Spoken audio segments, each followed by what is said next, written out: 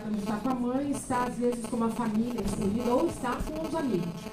Além de ela ter um custo enquanto criança, ela também tem um custo de ser uma criança com deficiência. Quer dizer, isso aumenta uma sobrecarga na renda familiar de quem está cuidando dessa criança.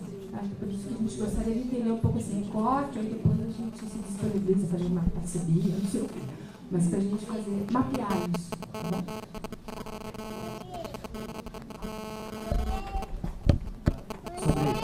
Falando da situação carcerária, né, complementar a questão das crianças, a gente não, nessa política específica, acabou não colhendo esse dado, até porque a gente queria deixar os dados muito específicos nesse formulário de entrada, porque a gente já tinha uma resistência muito grande das próprias equipes, das presas, inclusive, que estão lá respondendo os formulários na inclusão, de preencher coisas muito detalhadas em relação aos seus filhos, inclusive por conta da própria desconfiança. Quer dizer, a Defensoria Pública, apesar de constitucionalmente ter a atribuição de estar do lado da presa, não deixa de ser, sob a ótica dela, um órgão do Estado, e por ser um órgão do Estado que é uma instituição, ou aí que historicamente sempre é visto por aquela mulher como opressora, então a gente tentou deixar esses dados o mais sucintos possíveis. Agora, em relação à pessoa com deficiência presa, a gente está implementando agora, inclusive a partir desse ano, que é outra política, mas uma política de inspeções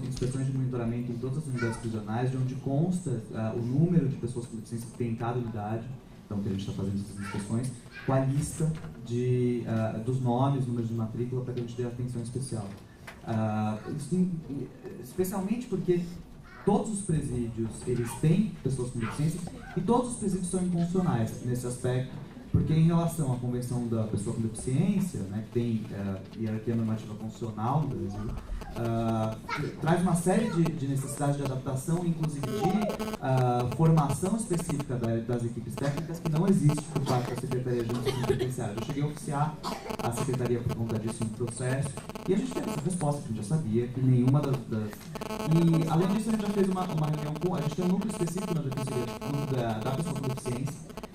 Já também entrou em contato com a coordenação, que assumiu esse ano, né, a nova coordenação em agosto, para que a gente elabore um projeto específico. Então, eu queria até pegar o contato com vocês, para a gente já começar a montar, eu acho que talvez, em vez de ser um apêndice desse projeto, um projeto específico para a defesa dos direitos da pessoa presa com deficiência, No Mais em Casa, realmente a gente não tem esse recorte, então não tenho como te dar informações a respeito do número de crianças. O que eu posso dizer... Não. Nem na minha atuação do Mães, mas na minha atuação como defensora, que há 2 meses atrás estava atuando na Vara da Infância de Pinheiros, é que quando existem crianças com deficiência em serviço de acolhimento, o desacolhimento por familiares fica mais difícil, porque existe muito preconceito e também existe a questão da dificuldade financeira mesmo, acaba pesando. Os familiares não têm condições, porque não tem condição financeira para cuidar, e às vezes precisa parar de trabalhar, dependendo do grau de deficiência, então o desacolhimento fica um pouco mais difícil mesmo. E aí... É complicado.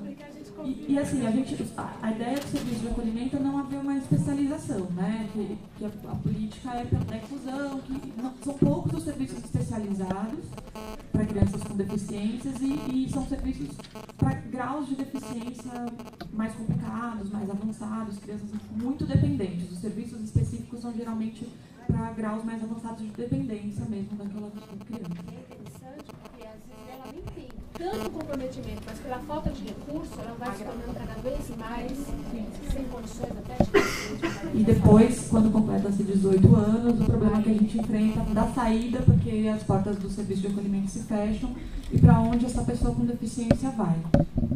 A família assistência não está disponível para acolher essa pessoa, então isso é algo que a gente até discutiu essa semana numa outra atividade do núcleo, e é um problema que a gente enfrenta do retorno, quando essas pessoas completam a maioridade, para onde elas serão encaminhadas. Isso é bastante grave e a gente não tem ainda uma resposta adequada do Estado para isso. Até a pedido da Belina, fazer até uma complementação, assim, deixar mais claro, na deliberação, consta também a questão do filho com mais de 18 anos com deficiência, Mas fora isso, tem outras questões também que constam da deliberação que a gente está fazendo essa expansão, que é a questão da adolescente na Fundação Casa e das cadeias públicas também, que a gente não consegue chegar ainda. Então, assim, é um projeto que está acontecendo, mas que tem muito por ampliar ainda. Por isso eu reforço que é sempre importante trazer essas informações que são super ricas mesmo, né? Tanto que as cadeias públicas que foram apresentadas aqui, alguns números, é um número muito irrisório, porque a gente não tem esse acordo ainda com o secretário, né? Mas são cadeias públicas que ficaram sabendo do trabalho do Mães em Cárcere e por conta própria, delegado, investigador entrou em contato e passou das maneiras até mais precárias as informações, através de fax da farmácia do lado, de pegar o carro e levar a mulher para a cidade vizinha para fazer um exame que comprova a gestação. Então, assim, são questões que a gente tem que superar ainda e estamos em crescimento, por isso que é bem rico mesmo. Tá? A próxima é a Maria Cristina. Bom dia a todos. Eu me chamo Cristina e eu sou aluna de Direito. Estou estudando no primeiro ano. Na sala de aula, o professor fez um questionário, perguntou para nós, alunos, qual seria a função que nós estávamos ali na sala de aula. E todos falaram, um ia ser delegado, outro ia ser juiz, cada um tinha sua função e seu querer e seu objetivo. E quando chegou minha vez, perguntou, Maria Cristina, e você? E veio bem de encontro a palestra de hoje, a audiência de hoje, e eu disse que ia defender as mulheres. E perguntou assim, como assim defender as mulheres? Você podia explicar? Eu falei, sim. As mãezinhas que estão nos presídios, as mãezinhas que estão desamparadas, e eu quero defendê-las de alguma forma, principalmente as mulheres negras. E foi muito engraçado, todos riram da minha cara, assim, da minha atitude, porque na verdade só eu que destaquei a fundo esse querer. E ao mesmo tempo a mãe, né, que não é mãe escarcerada, que estava aqui agora, a mãe da Brindara, eu fiz uma mensagem, não sei se ela se encontra no momento, o oposto do que ela relatou e falou. Simplesmente que a grade separa esse amor, não é que separa, que foi muito triste para a convivência dela e da filha dela. E eu sou mãe de um adolescente de 19 anos e veio relatar que nunca passei por essa experiência de encarceragem, mas eu passo por uma falta de amor pelo mãe e filho. E, na verdade, ela não gosta de mim, minha filha de 19 anos. E, assim, não é o fato de estar encarcerada ou em liberdade ou não. E sim, o amor não está nos problemas, e sim no coração das pessoas. E ela se rejeita, se renega ao meu querer, ao meu gostar, ao meu amor. E eu fiz tudo, na medida do possível, para que ela fosse uma filha de uma mãe solteira. Das minhas condições, eu separei do pai dela, devido a todas as agressões, para ter ela um espelho como mãe sozinha. E, na verdade, isso me pega muito de surpresa, porque hoje, há 19 anos, ela é casada, tem 2 filhos, e ela se rejeita ao meu querer. Não sei se é por racismo, não sei se é por... não sei onde foi que eu errei. E a história da Dandara, da mãe dela, da Patrícia, né? Durante um ano, ela foi presa, que ela foi, os problemas que ela teve. E eu quero dizer que eu passo pela mesma forma, pela mesma dor de mãe, só que o oposto. Que esse amor que existe entre elas são lindo. Eu não consegui dar mão, eu não consegui porque eu chorava muito, eu estava emocionada demais. E é isso, que esse amor não existe entre eu, a um ser que eu gerei. Talvez por eu ser negra, que ela não aceita, não sei. É isso que eu tenho para falar, que eu tenho para dizer. E que é lento, mas aos poucos eu estou encontrando essa diretriz, esse meu espaço, essa minha ponte. E eu vou em busca dessas mães que estão lá, vou ajudar, vou fazer o melhor de mim. E estou disposta a aprender, porque não sei nada, eu estou chegando agora no direito, nessa área, e é uma área que me desperta muito. E eu amo demais, e principalmente ajudar mulheres de todas as idades, crianças pequeninas que foram estupradas, violentadas como eu, pelo pai e tudo mais. Por mãezinhas que estão lá desesperadas, sem poder falar, sem poder gritar, sem ninguém no mundo, por idosos e tudo mais. É isso que eu tenho para falar. Meu nome é Maria Cristina. Obrigada pela atenção.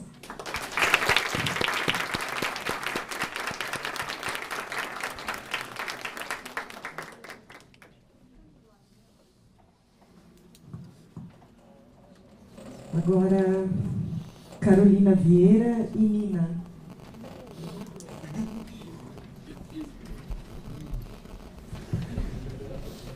Bom dia a todas e a todos. Eu sou a Nina, sou estagiária do Núcleo de Situação Carcerária, eu, a Carol, também estagiária do Núcleo. A gente estava fazendo algumas reflexões aqui para tentar contribuir um pouco com o projeto. Uma primeira coisa que a gente pensou, a partir da fala da Verônica, de que a Defensoria não tem conseguido acompanhar o que acontece com essas mulheres, e também a partir da fala da coordenadora do Núcleo da Mulher, de que a atuação do Núcleo da Mulher acaba sendo um pouco residual, porque essas mulheres estão encarceradas, a gente pensou que seria interessante se o Núcleo da Mulher conseguisse ter uma atuação exatamente no acompanhamento do que acontece com essas mulheres, né? A partir do momento que a gente revoga a prisão cautelar, ou então a partir do momento que elas estão em prisão domiciliar, seria interessante se a gente pudesse encaminhar isso para o Núcleo da Mulher, e aí a partir disso o Núcleo da Mulher pensar em políticas de acompanhamento do que acontece, porque de fato a gente não sabe, né? As poucas coisas que a gente... Recentemente a gente até teve um caso super chocante na Defensoria, né, de uma mãe que foi até a audiência e teve a sua prisão domiciliar revogada porque não estava mais amamentando o bebê, então a gente sabe que a gente pode esperar desse Poder Judiciário. Ela estava amamentando, mas o juiz achou que não precisava mais e revogou no momento da audiência e prendeu ela naquele momento. A gente então... Exatamente, a gente sabe exatamente o que a gente pode esperar desse Poder Judiciário e acho que seria muito interessante, como parte dessa política, um acompanhamento do que tem acontecido com essas mulheres e que a Defensoria conseguisse pensar também em políticas nesse sentido.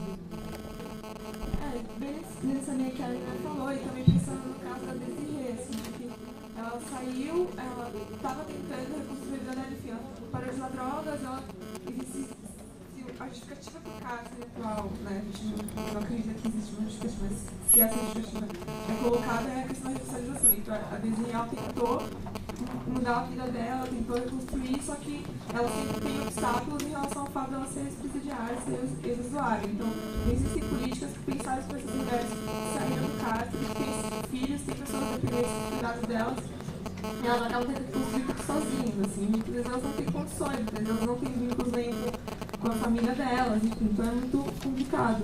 E também pensar, lembrando do caso da Desirê, quando ela fala que ela perdeu o vínculo completamente com o primeiro filho dela que ela teve na penitenciária, porque ela ficou 3 anos sem poder vê-lo, justamente porque a mãe dela não tinha condições de levá-la até a penitenciária onde ela estava, então aí quando ela saiu, ela perdeu totalmente os vínculos com ele não mais reconhece ela como mãe. Também que o NUDEM poderia também pensar essas políticas públicas no sentido de garantir que as mães dessas mulheres encarceradas possam levar as crianças para visitar, enfim, que o acompanhamento e os vínculos sejam mantidos ainda que na questão da visita, né? E também pensar também na questão da revista vexatória, de acabar com a revista justamente para que essas crianças também possam visitar sem que sejam constrangidas nesse ponto. Então, justamente pensar essas mães, as mães das mulheres encarceradas que estão fora, que são mulheres e que também precisam dessa ajuda, assim, dessa assistência no sentido de garantir também os vínculos das crianças, né, das netas, dos netos com as mães, com as filhas delas que estão presas, né?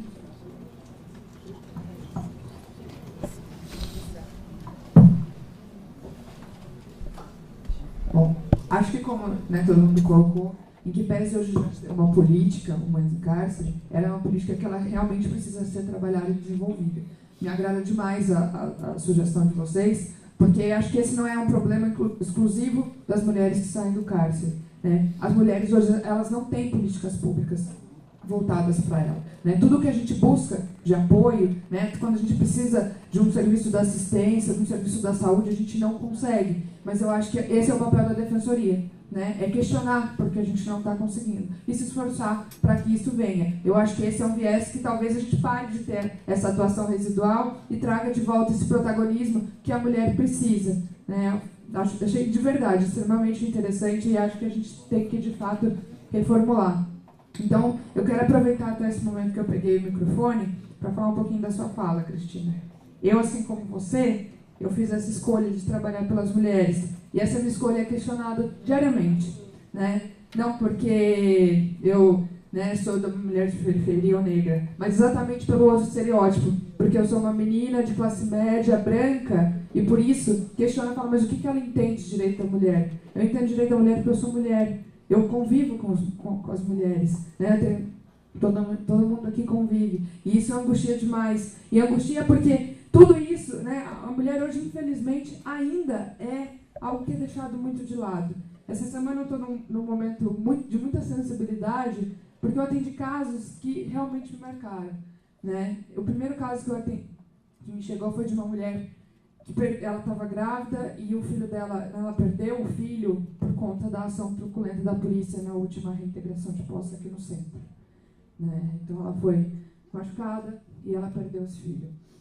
O segundo caso foi de uma mulher que ela está tentando se divorciar do marido, mas, né, ela vive em situação de violência e, claro, a gente vai fazer as medidas, mas ela está respondendo agora por um processo de informação falsa de crime, porque ela teve que simular um sequestro para poder quitar uma dívida desse marido agressor, né? E, por fim, ontem, né, acabando meu expediente, eu tive que ligar para uma mãe que nunca fez nada para os seus filhos, dizendo que as visitas, né, que ela tem direito, porque infelizmente a guarda ela já perdeu, não vão mais poder ser realizadas como ela vai ter que fazer essas visitas dentro do CEVAT, que é um lugar de visita supervisionada, né?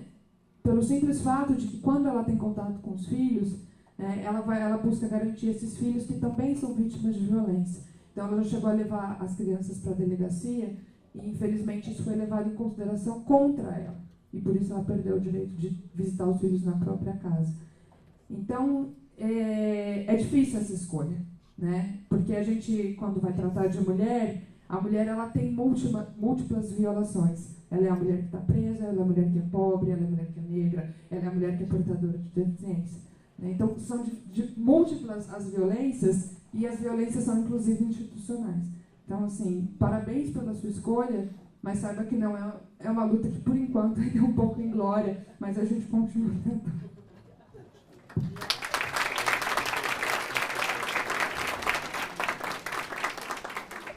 Fernanda, acho que é Fernanda Balera.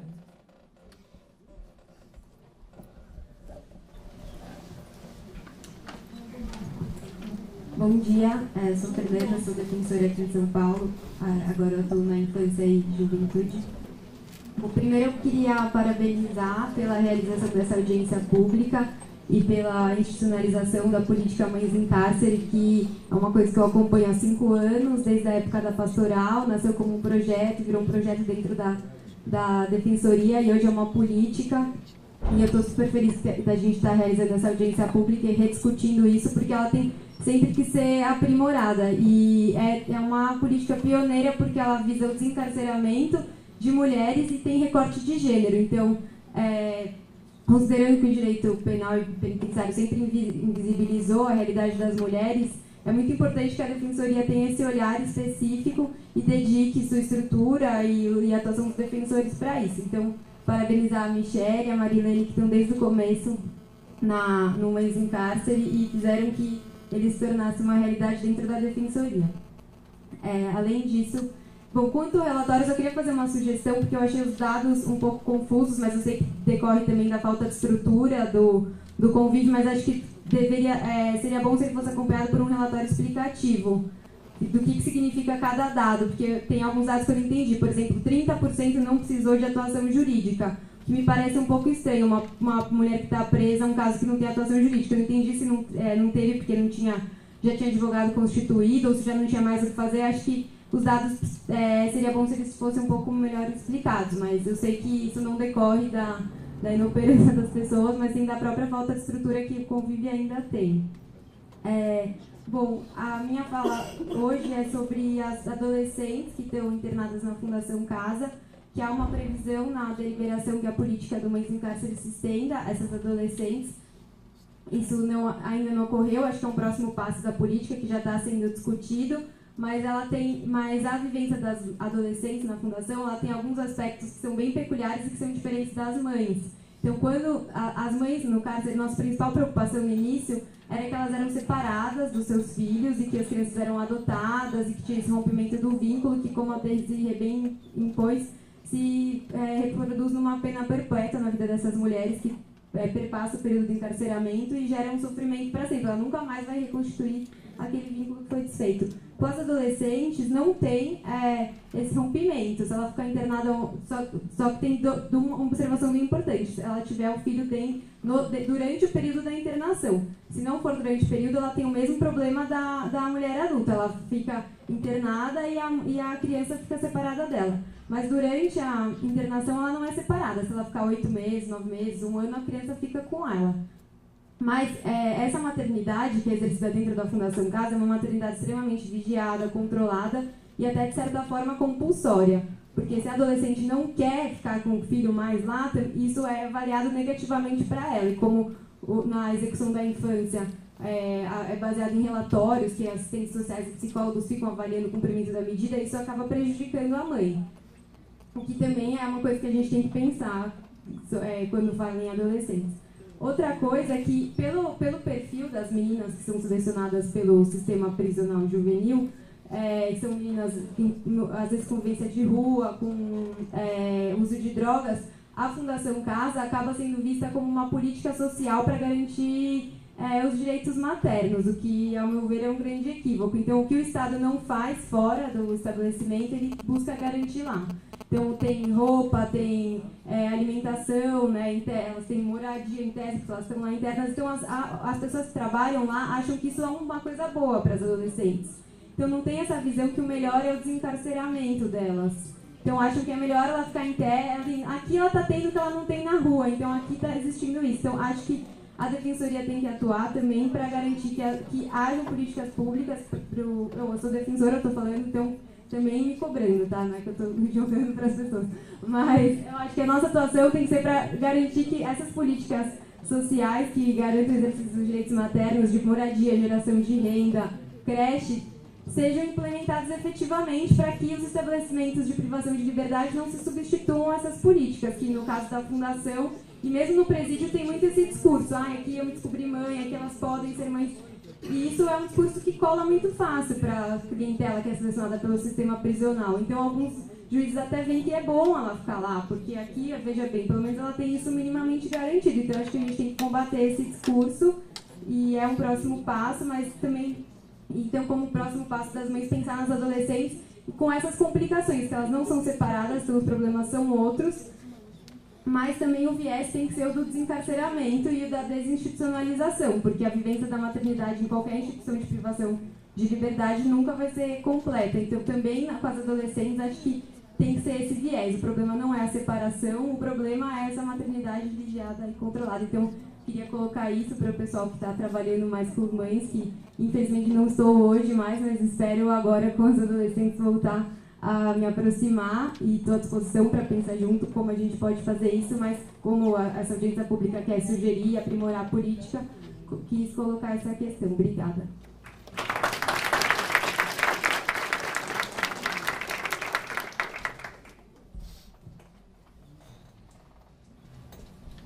Olá. Bom, só vou responder em relação aos dados, depois eu passo para a Mara falar sobre a questão da infância, que acho que é mais específica. Em relação à questão criminal, eu acho que sua crítica tem toda a pertinência. Eu até também agora estava pensando nisso. Acho que talvez isso dê a entender, né? Não há necessidade de atuação jurídica, óbvio que há. Qualquer pessoa presa está sendo violada nos seus direitos e há necessidade de atuação jurídica. Então, acho que trocar esse relatório vai ser interessante, vai ser bom, assim, para deixar o relatório claro. Mas o que esse número quer dizer? Né? O que está nesse número? E aí, até fazendo a justificativa de por que esse dado não está mais detalhado. Dentro da Defensoria Pública, nesse ano, só foi aprovada uma deliberação que vincula todos os membros da Defensoria, todos os servidores, agentes psicossociais, a respeitar essa política. O que a gente tinha antes era um projeto dos núcleos e que a gente não tinha como coagir, como cobrar essa resposta. Então, esses dados eles acabaram sendo a equipe, o Henrique, a Michelle, a Marilene, eles se descabelaram durante os últimos meses para conseguir fazer esses dados. Então, eu vou tentar detalhar um pouco o que são esses casos no criminal.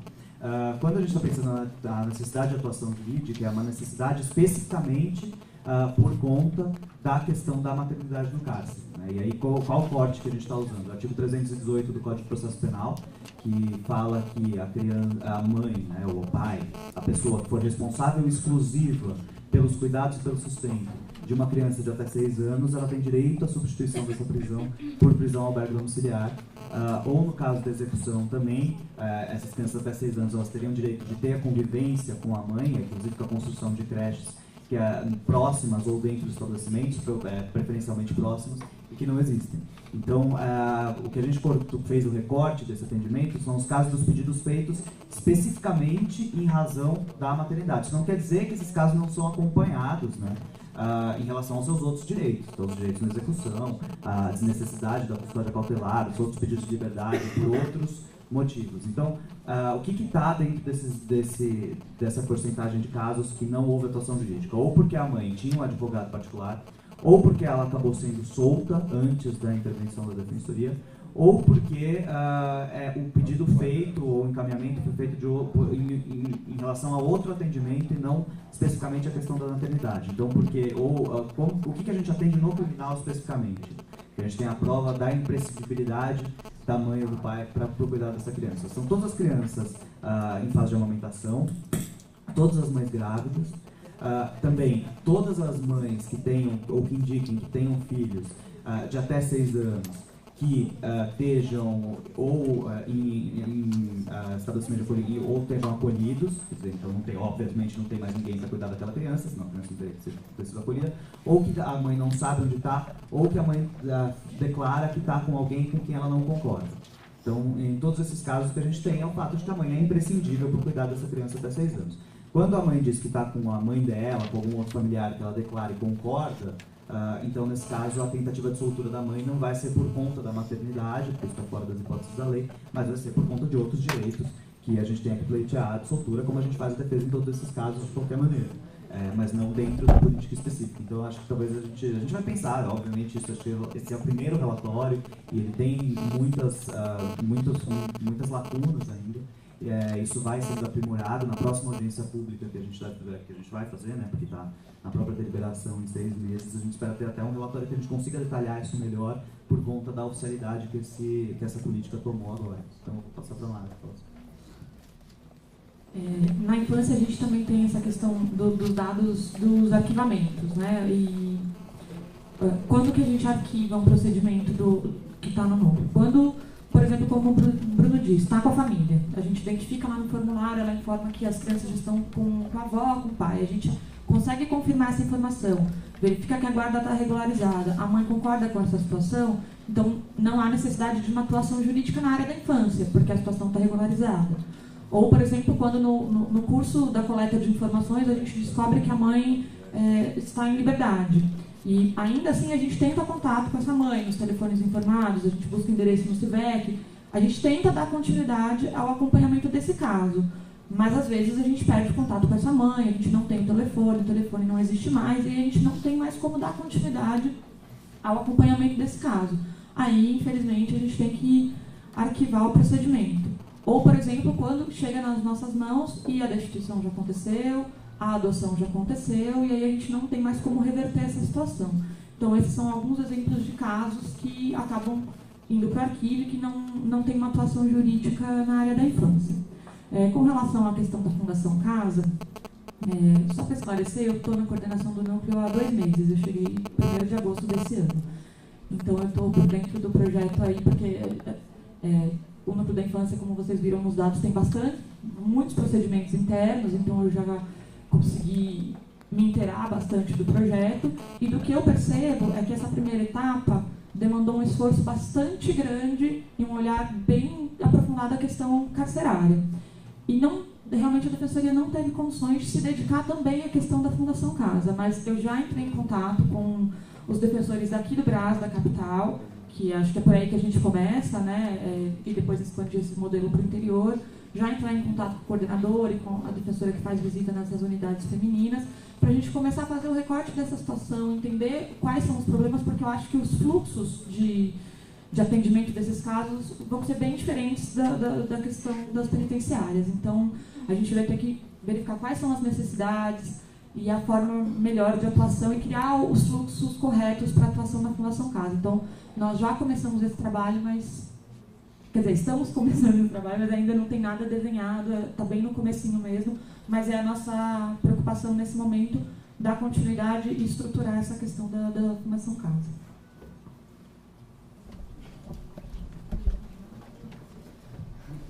Rubens Dias.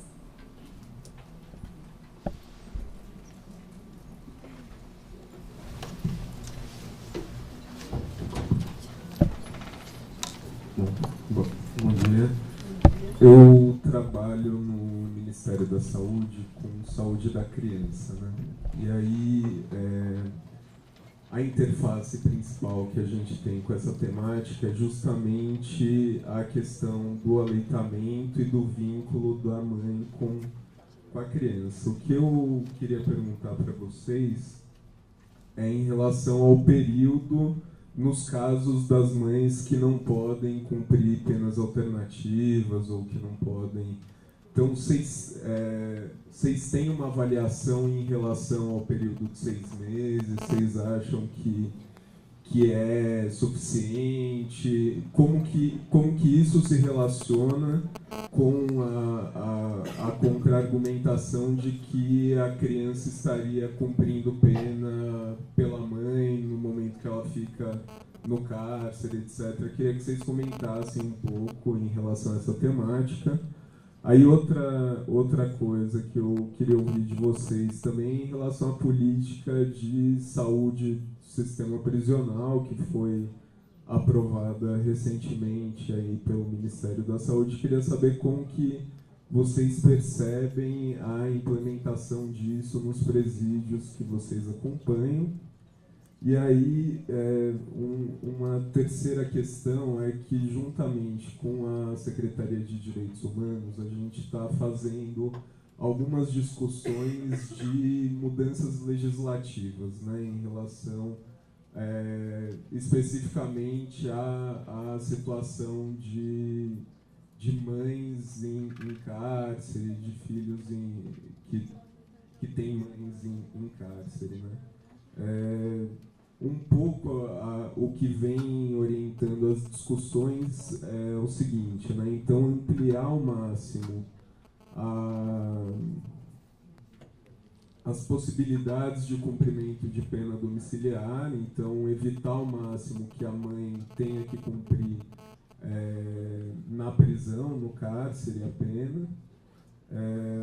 Garantir o máximo a convivência da mãe com seus filhos e garantir a infraestrutura física, né, e a capacitação profissional para que essa convivência, quando se dá no cárcere, seja saudável, qualificada e promova o desenvolvimento da criança. Aí queria ouvir um pouco de vocês, se vocês teriam sugestões, se vocês teriam considerações sobre isso.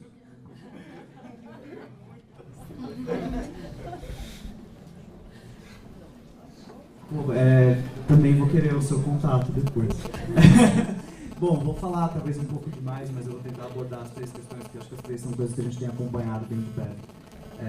Daí, se eu esquecer alguma coisa, assim, fala. A primeira questão é a questão do prazo, né? A Lei de Execução Penal fala que o prazo de amamentação... Primeiro, a Constituição Federal diz que a pessoa presa, a mãe presa, tem direito, e assim como a criança, tem direito à amamentação. Então, cláusula pétrea, constitucional, não tem o que se fazer sobre isso e nem se deve fazer nada, quer dizer, isso está assentado. Aí a Lei de Execução Penal anterior à Constituição Federal vai dizer que as presidiárias têm direito à amamentação dos seus filhos por um prazo mínimo de 6 meses.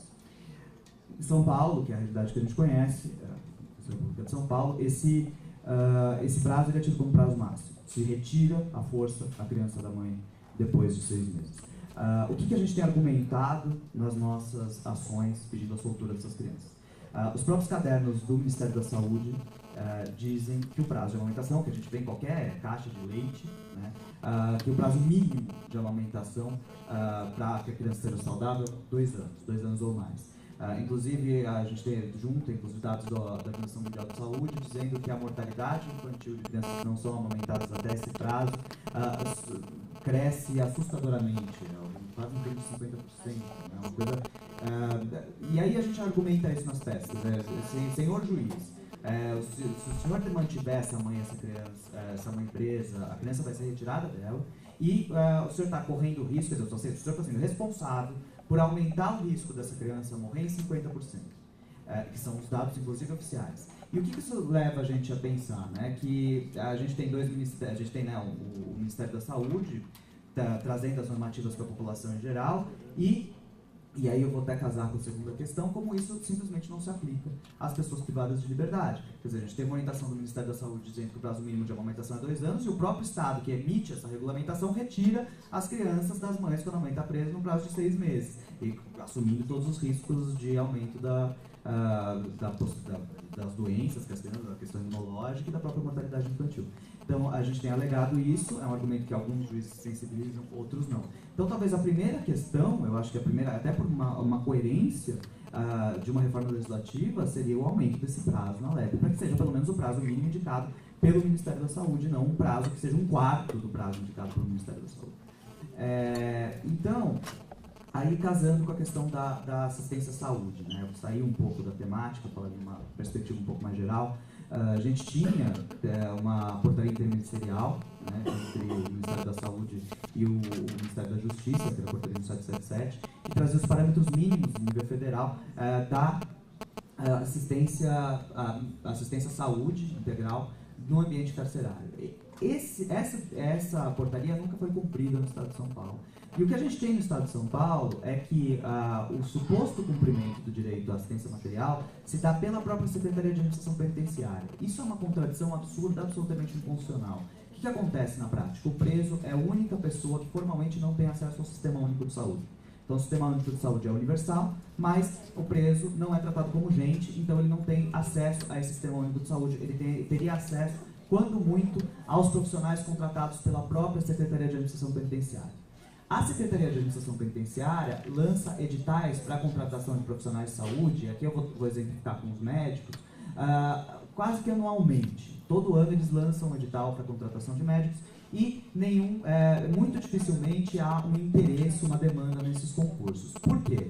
Porque o que a SAP paga a título de remuneração para o médico é cerca de 50% do que a Secretaria de Saúde do Estado paga de remuneração para o médico. Ou seja, alguém que se forma como médico, se tiver a intenção de trabalhar dentro do cárcere, vai ter que se submeter a um regime que ele provavelmente pode ser mandado para qualquer lugar da coordenação regional, quer dizer, a pessoa não vai necessariamente ficar no domicílio dela, ela pode ser mandada para longe. Se pegar uma regional como a Regional Oeste, por exemplo, a pessoa pode ser de Prudente ser mandada para outro extremo da Regional Oeste. Além disso, ela vai se submeter a trabalhar em condições que são muito mais complicadas, porque dentro dos pedidos a gente tem, por exemplo, uma coisa muito comum, surto de tuberculose, é uma coisa que a gente tem, está sempre dentro, dificilmente você tem uma unidade prisional que você não tenha casos de tuberculose, pessoas isoladas por isso, e o médico vai ter que dar, e a equipe de saúde inteira vai ter que dar assistência a isso, e ainda assim receber uma remuneração de metade de uma remuneração de um médico do Sistema Único de Saúde.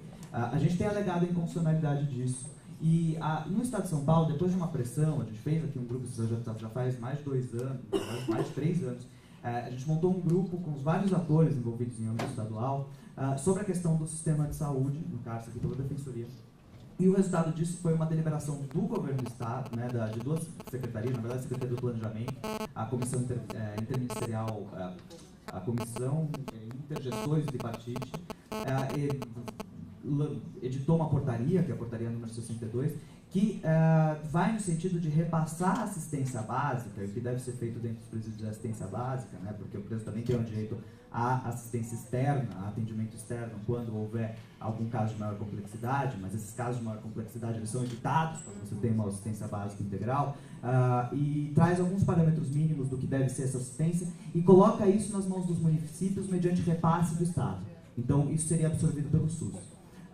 Essa deliberação foi editada, mas o fato é que os municípios não, tanto o Estado quanto os municípios não colocaram essa deliberação em prática na maioria dos lugares. A gente começou a entrar com ações civis públicas, a Defensoria legitimada para entrar com ações coletivas, em diversas comarcas, onde a gente sabia que a assistência médica não estava funcionando, que é basicamente a grande maioria.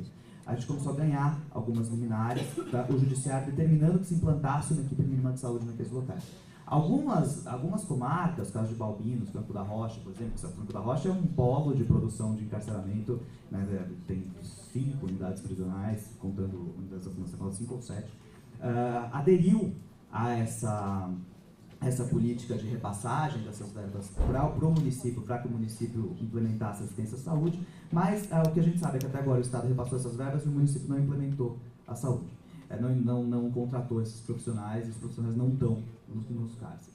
Então, mas o que a gente tem enfrentado dificuldade agora? Houve aí um acordo entre o Tribunal de Justiça e o Governo do Estado, e essas ações civis públicas, as últimas que a gente tem entrado, ganhado as liminares para a implantação de equipe mínima de saúde, o presidente do tribunal, o Dr. Renato Nalini, ele suspende essas ações, ele suspende o cumprimento disso, autorizando o Estado, ou na verdade proibindo que se coloque essas equipes mínimas de saúde, dizendo que isso causaria risco à ordem econômica, porque se o juiz mandar colocar uma equipe mínima de saúde, por exemplo, na penitenciária de Ribeirão Preto, que foi um dos lugares que a gente entrou, ganhou a liminar e ele suspendeu, a gente também poderia entrar com ação em todos os outros presídios, e isso ia ser muito oneroso para os cofres públicos, supostamente, porque pagar auxílio moradia para os juízes não é muito oneroso para os cofres públicos, mas instalar equipe mínima de saúde em penitenciária é muito oneroso. E ele suspende isso por uma decisão política, e a gente tem, isso já aconteceu em 3 casos, quer dizer, nas 3 últimas ações que a gente entrou, desde que essa nova presidência do Tribunal de Justiça assumiu,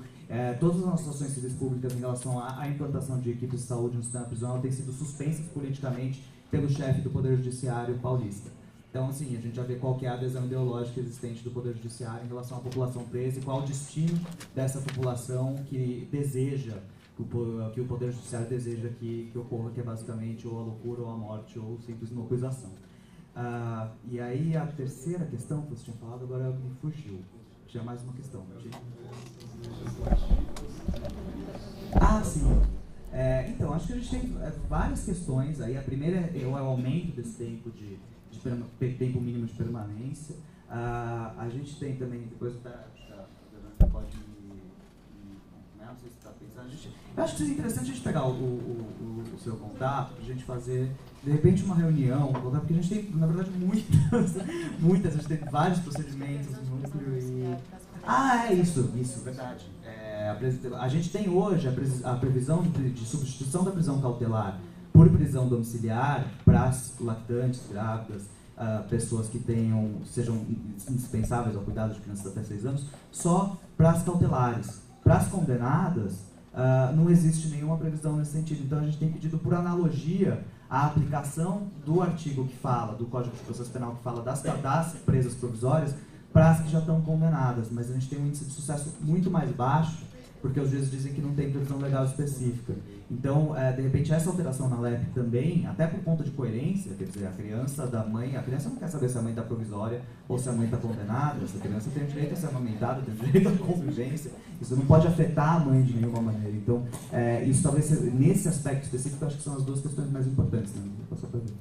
E aí, só para comentar sobre essa questão da diferença entre o tratamento das presas provisórias e as presas condenadas, o Patrick, que é o outro defensor que participa do núcleo e está lá no fundo, ele contou da última vez que ele foi na ala da PFC, onde estão a ala materno-infantil, né, onde estão as mães de bebês, que as mulheres que estão lá com seus bebês, elas comentam já sobre a política, né, mães em cárcere, então elas vêm perguntar se elas têm direito a mães em cárcere, o que é interessante, mas ele comentou que alguma mulher disse que não, só as provisórias têm direito a mães em cárcere, as condenadas não têm, porque elas já percebem que a gente consegue em alguns casos soltura e prisão domiciliar, mas para as provisórias, para as condenadas não.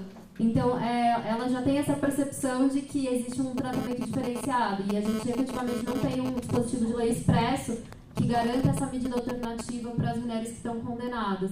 E aí seria bem importante que a gente construísse uma legislação nesse sentido para fortalecer nossos pedidos.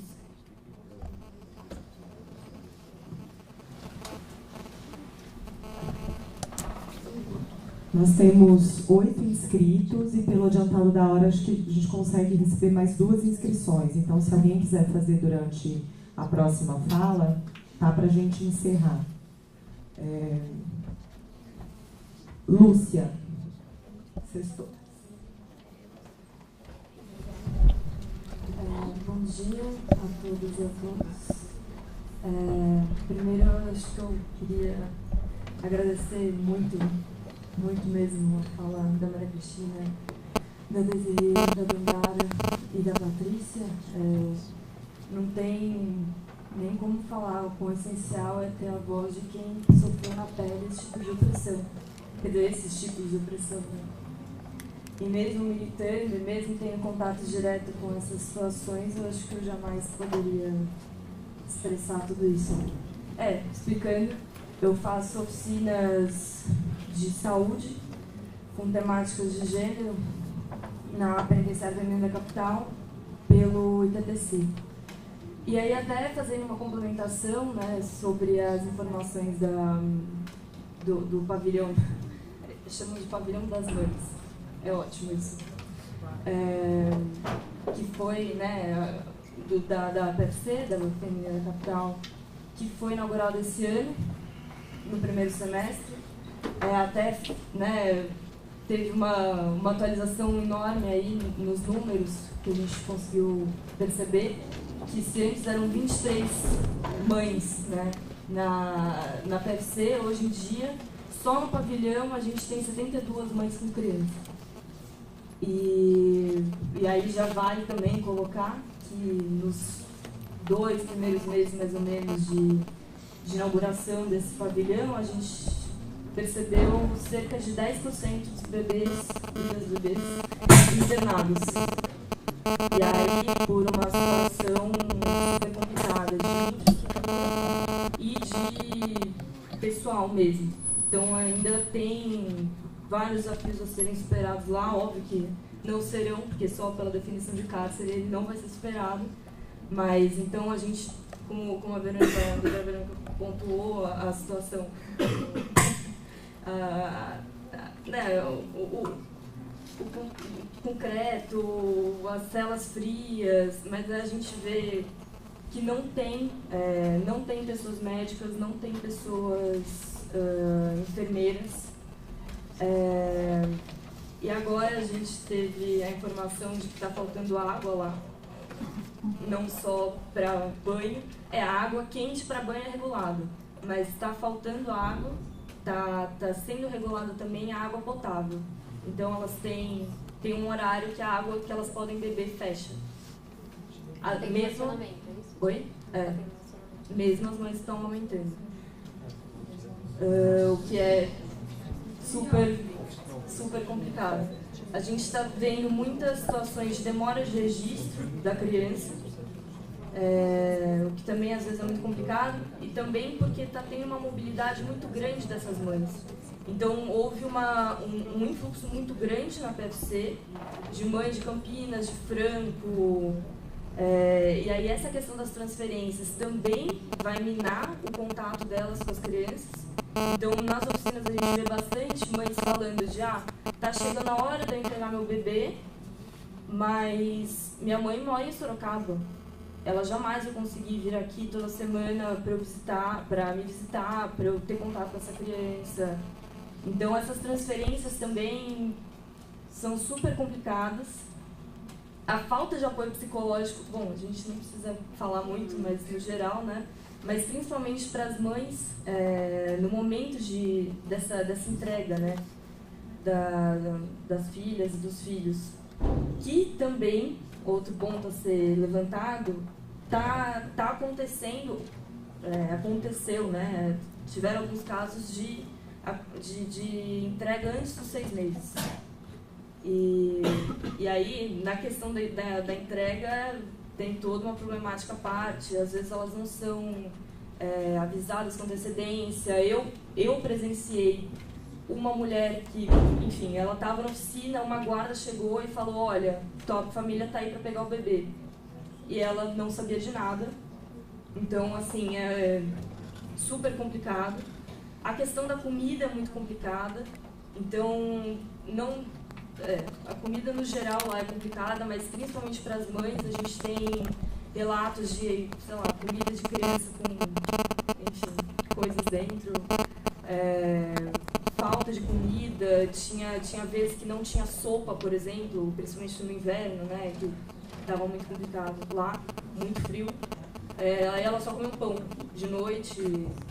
E tem mães com, sei lá, alergia a glúten, que não tem cardápio especializado, e as próprias pessoas da penitenciária falam: nossa, eu nem pediria porque eu sei que a comida vai ser horrível, eu sei que você vai passar fome.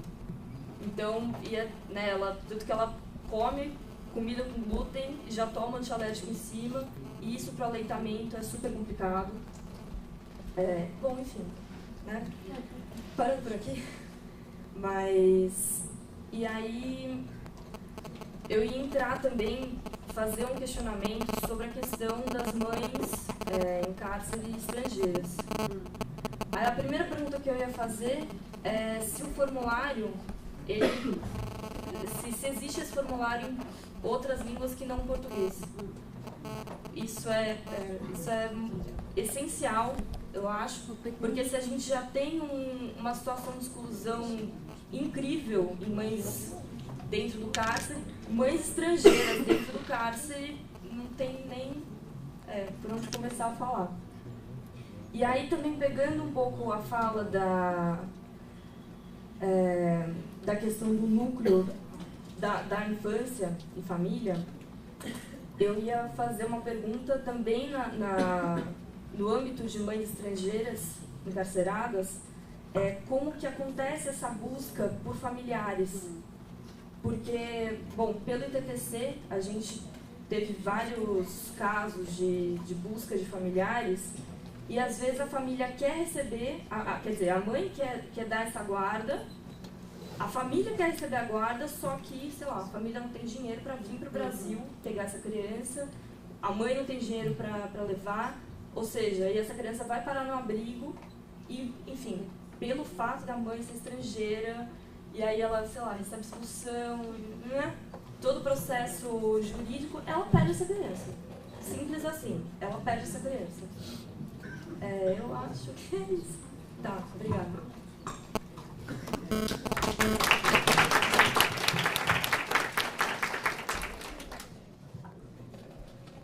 Oi, Luz. Acho que eu vou comentar algumas coisas.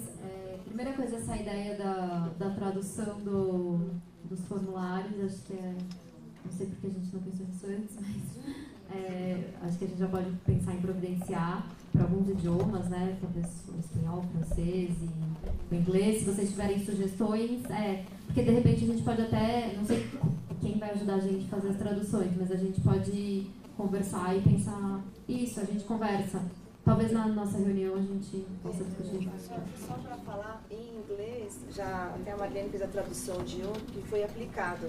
Só que assim, são casos bem pontuais mesmo, porque...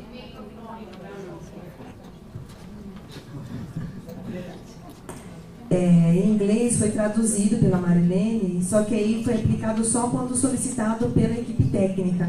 Até porque a PFC, a Penitenciária da Capital, eles não participavam do Mães em Cárcere. Começaram há pouco tempo. Então agora a gente vai se deparar mais com essa situação das estrangeiras e precisamos de apoio, de fato, para fazer a tradução para outras línguas.